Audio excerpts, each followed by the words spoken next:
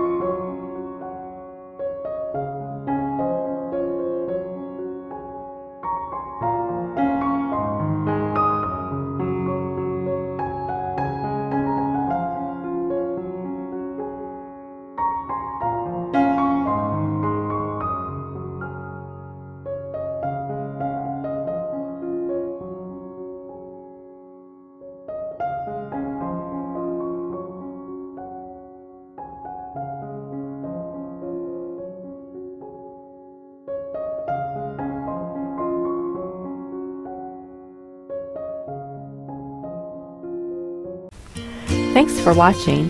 For more quilting ideas, click on the video links. And to keep up with my latest projects, click on the subscribe button. I hope to see you again soon.